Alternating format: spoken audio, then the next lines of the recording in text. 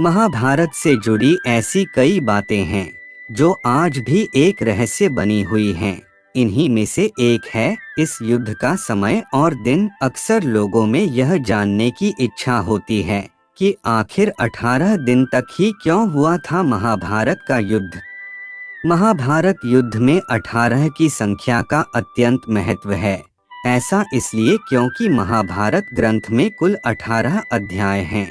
भगवान श्री कृष्ण ने कुरुक्षेत्र के मैदान में अर्जुन को 18 दिन गीता का ज्ञान दिया था।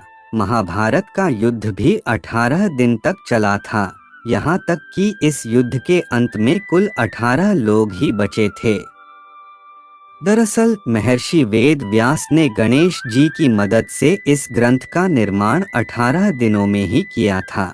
ऐसा माना जाता है कि जब इस ग्रंथ का निर्माण हुआ था तब तक महाभारत युद्ध नहीं हुआ था, बल्कि महर्षि ने अपनी दिव्य दृष्टि से इस युद्ध को पहले ही देखकर रचा था और श्री गणेश ने इसे लिखा। इसी कारण महाभारत ग्रंथ के 18 अध्याय 18 दिन में लिखे गए थे, यानी कि एक अध्याय एक दिन में और उसी अध्याय के अंतर्गत होने वाली घटनाएं घटित हुईं। ऐसे में महाभारत का युद्ध 18 अध्याय के अनुसार 18 दिन तक चला।